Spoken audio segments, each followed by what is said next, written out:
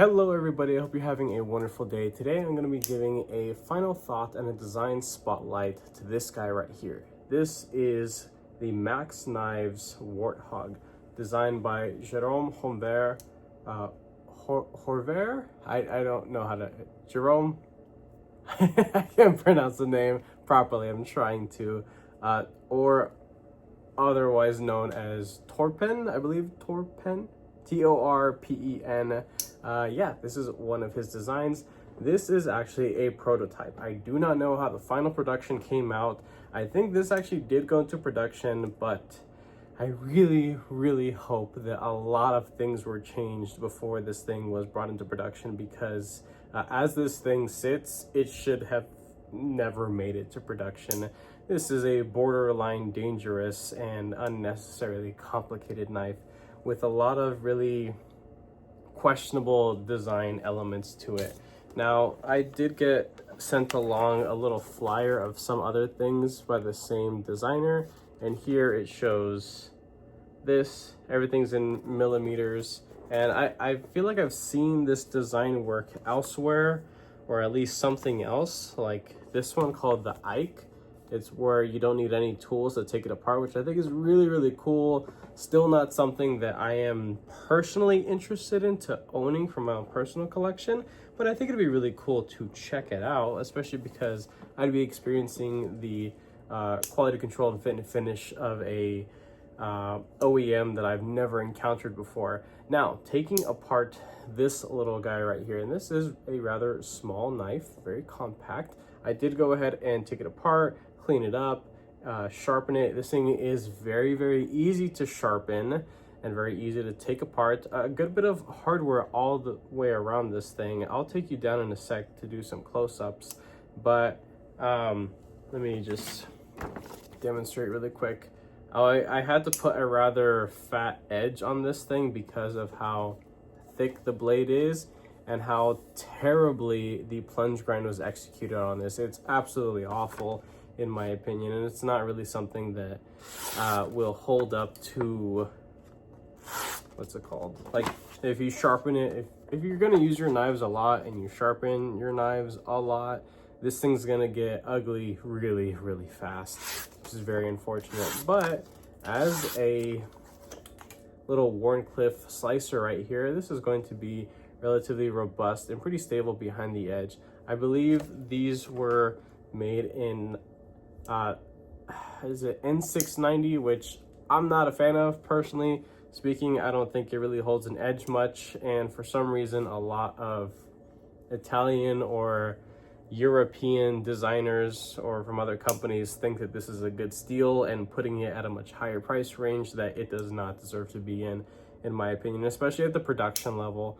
Maybe N690 really shines at the custom level for maybe fixed blades for all I know. I wouldn't know, but for a premium folder, and I believe with the conversion rate, this thing cost almost $250.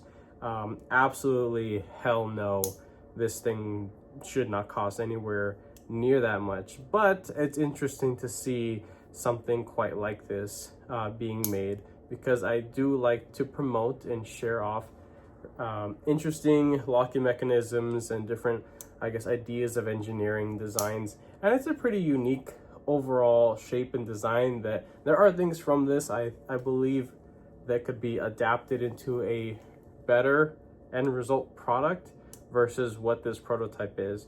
As I mentioned prior, I haven't checked out the actual finished product, but I hope it is far past what this thing is. So let's go down below, check this thing out. Alrighty, let's open this thing up. So it is easy to open it one-handed, while it does have this little, essentially like a half stop because it's a squared off tang. You see that it's there, it's a flat spot, and then that's where the maximum amount of tension is built up. So you really gotta snap it back. But let's do some size comparison just to show that this thing is relatively small. The Vaker by Miguron Knives, and it is actually larger than this Warthog right here. Spyderco Native 5 lightweight. This is CGRB Pyrite Light. Civivi Vision FG which I personally think, and I think this may be because of blade length restrictions and laws and stuff like that, but I really do believe that something like this could be blown up a little bit more to at least be the size of the Vision FG, because the way that it does confine your grip, if you have meatier fingers than myself, this is not going to be that comfortable of a knife, and you may find yourself getting nipped by the heel of that blade. So let me demonstrate that real quick. So I wear large to extra large size gloves, but I have slim fingers, genuinely. So I fit in this good. This is actually comfortable for me. But if anybody has bigger hands than myself, fatter hands than myself, you will most likely be getting nicked by the heel of that blade, unless you don't want to sharpen it. If you do purchase something like this and you go and sharpen it, rest assured you can chip away at the heel if you'd like to, because it actually has a stop pin that hits right underneath, right about there, which is cool. I like that. I definitely approve of that. But closing this thing, it is not something that is done safely one-handed. It could be done with a little bit of practice, but it is super, super sketchy, especially with a good working quality edge. So the easiest way I've found to disengage this is you want to squeeze with your pinky and ring, and then help to push over with your thumb. It's a very awkward, super uncomfortable way to disengage. That is just my personal preference, but realistically the safest way to disengage this is to pinch down, because you have this spring that is cut out of the tie. This is all titanium, which I do think is really cool. And close it. And it does not have a bias towards close, so there's not a super aggressive snap. It's actually really, really light, borderline mushy, and not satisfying whatsoever. But when you get it here, it's pretty light, pretty easy. But then you hit that big round flat spot, and it takes a lot of force to actually bring that over. These are just stop pin for the open as well as the close position. I think it's a little silly to have two separate pins stacked right above each other to function as essentially two different functions. I think that if this thing was kind of taken back to the drawing board, refined a little bit, you'd probably be able to blow this thing up a tad bit for the, I guess, US market. I don't know if there are major restrictions on how a knife is supposed to be opened. Maybe this method is a workaround to open it one-handed, but you need two hands to close it safely. That's the only thing I can think about. I've heard of it. I know that that exists. That is a thing. And then some countries, they don't allow you to have a knife that is single hand opening, where you actually have to take two hands to open it. And it's okay if it locks, and then two hands to close. But then there are some countries where they don't allow locking knives. And I think this would actually do well in the US market because it's unique, it's interesting enough, but unfortunately it is really small and quite cumbersome and very crude feeling. Another thing to touch on, the pocket clip design. Good Lord. So you could see that it is pretty crispy, the edges that are actually on this pocket clip. I sure hope that the OEM does not actually leave their knives looking like that.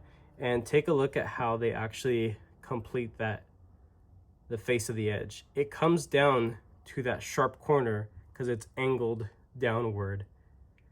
Good Lord. I hope and I pray that this company doesn't actually think that that's how pocket clips should be put out into the world, because that is horrible. This is one of the absolute worst, most aggressive pocket clips on a knife I have ever experienced. Little to no ramp. There is no ease into it. This is shredding your pants. But this is technically a ambidextrous locking mechanism. Why don't we have something on this side? I mean, I'm pretty sure lefty people exist in the rest of the world. So it would be interesting to see maybe a wire pocket clip. I don't know, something simple, kind of like a bent steel pocket clip, something really, really cheap. This doesn't cost manufacturing damn near nothing. And if you want to give a little bit more security to your customers, then maybe include an extra bent steel pocket clip. Again, it wouldn't cost really much in the grand scheme of things.